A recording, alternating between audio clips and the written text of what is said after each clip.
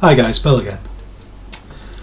I don't really have time to make a video, but it's just some little gems that have been playing on my mind, and I really wanted to respond, but the YouTube comment section just isn't big enough. So there's a big thanks going out to Joan the other, to Moe, and to Dattebenforcer. Not sure if I'm saying that right. Just for bringing this up in one of the comments threads on one of John's videos.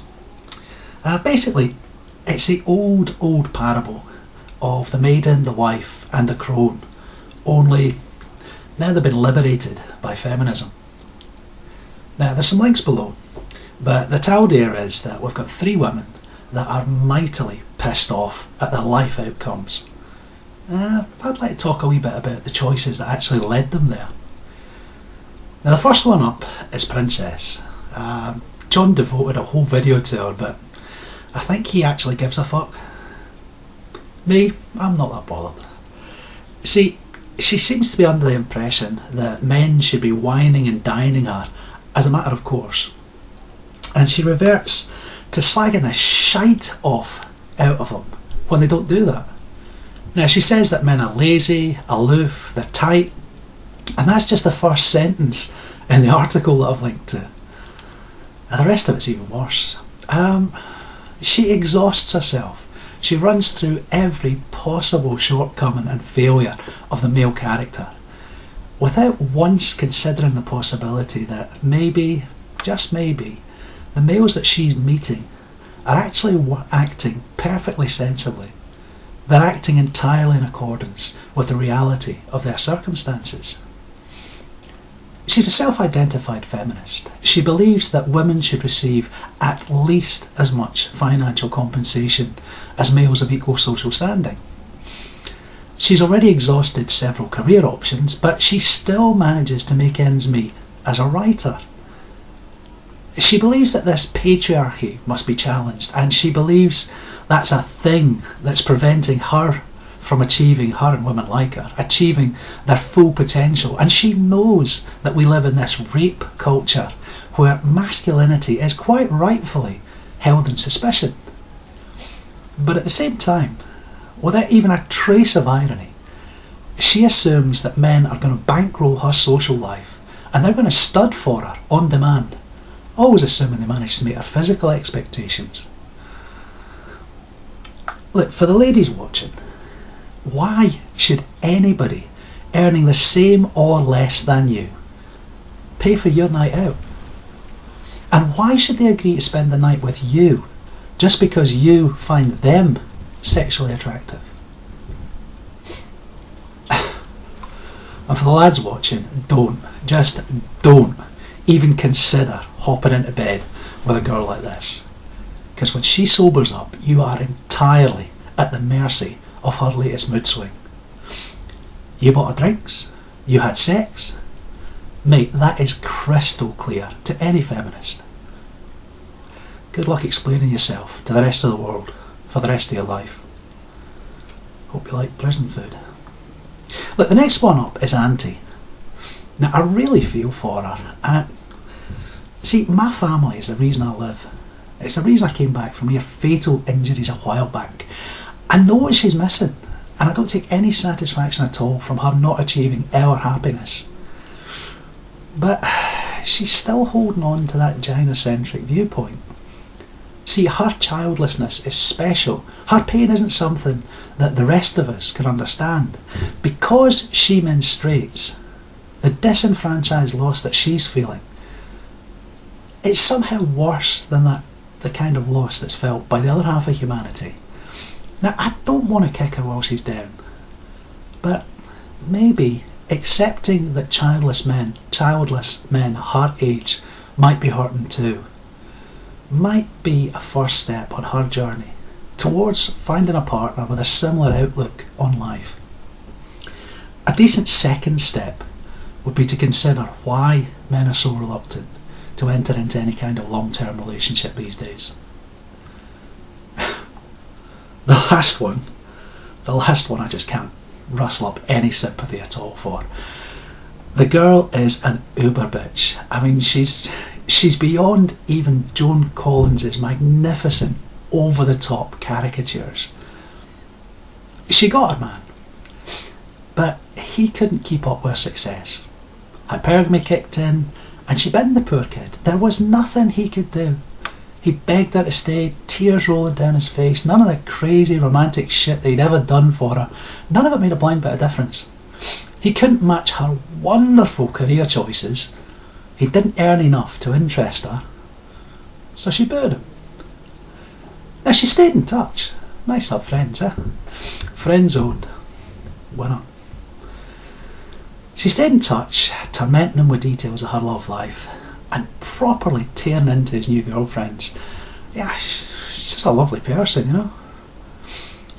Now it took him years, but eventually everybody's got a bullshit threshold. He hit his and he ended contact with her. And that's the point that she started to consider that she might just have made a mistake. Now, in this article, she's eating her heart out because he doesn't want to talk to her anymore. If you don't have time to read all three, just read the last one. It's comedy gold. But that's not why I made the vid.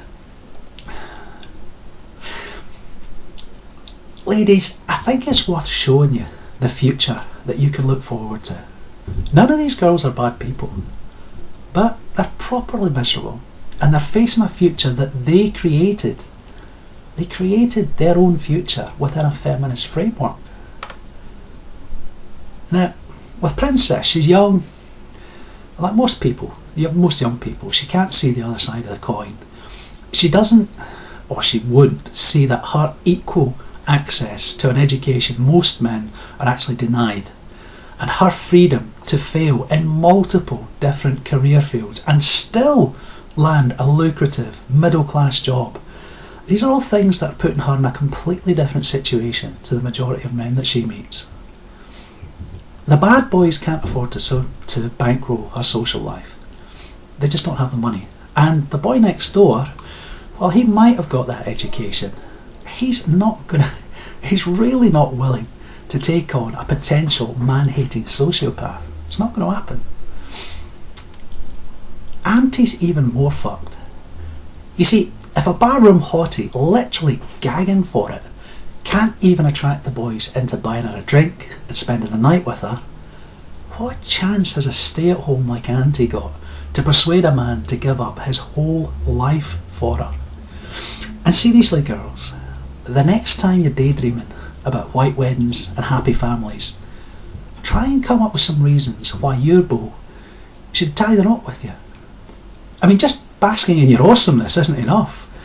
The poor bastard has to enter into a legally binding contract to support you and your offspring ad infinitum. Even if you get bored with him and chuck him out, he becomes a legally obliged indentured servant to you the minute he pays for your ring. Now, what can you offer him to make that worthwhile? What about good old JC there? Well, she had a dream man, she had a dream career, and she just couldn't face supporting him. Well, in the same circumstances, could you spend your money supporting your partner? Here's a fun fact. The median wage for a North American male was $32,844 in 1968. That's the money he was bringing back to his wife and family. It had dropped to $32,137 in 2010. Now, feminists are obsessing about glass ceilings and wage gaps. While they're doing that, the ability of real world men to pamper and support you has plummeted. Your education and your employment opportunities are not equal. You've got a considerable legally enforced advantage over males at every step of the education and career structure. Now, there's new legislation going through on both sides of the Atlantic, and it's going to add to the male burden of support. It's going to make the financial contribution, sexual attention, and even paying compliments to a partner compulsory. Failure to fuck, pay, compliment and emphasise with a female partner will open a man to charges of domestic abuse. Now there's that oft repeated refrain that you hear on the telly, "You're worth it." It's literally true now. But at the same time, can you see any reason why a man would want to enter into any kind of relationship with you under those conditions? Welcome to 21st century, girls. There are risk takers that will sleep with you, and there are poorly paid childhood sweethearts who will stick with you right up until your irritation at their lack of earning ability forces you to boot them into touch. But your dreams of domestic bliss and your fantasies of shades of grey are bollocks. You can be Princess Special Snowflake, you can be Auntie Child Free, you can even pretend to be Fontaine Khaled, but until you recognise the reality of the modern male experience, you're either going to be lonely or you're going to be one of a large number of increasingly desperate older women chasing an ever decreasing number of high status males. It doesn't have to be this way. Men don't trust you anymore. They can't afford to pay for you, and they're well aware that your power in a rape culture is absolute. For the most part, they're not going to make any kind of advance. You can change that. Adjust your attitude. Appreciate that men don't just risk rejection, they can face a harassment charge if you don't like their approach. You've got to understand that they risk their entire future on even a casual fling, much less a serious relationship. Forget that feminist propaganda. Most men would rather spend the night all alone than risk you fucking them over when you wake up and sober up tomorrow morning. We still want you, ladies, but we're way past the point of putting it all on the line just on the off chance that you might actually like us. These days, we'd rather wait and see.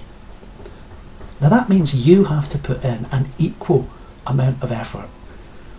It means that you have to win your man's trust just the same way he has to win yours. It also means that your man might never match your earnings. It means that you can't have it all the way that feminists have been telling you for years. You've got to do what men do. You've got to decide what you want and put your efforts there. Good luck with it.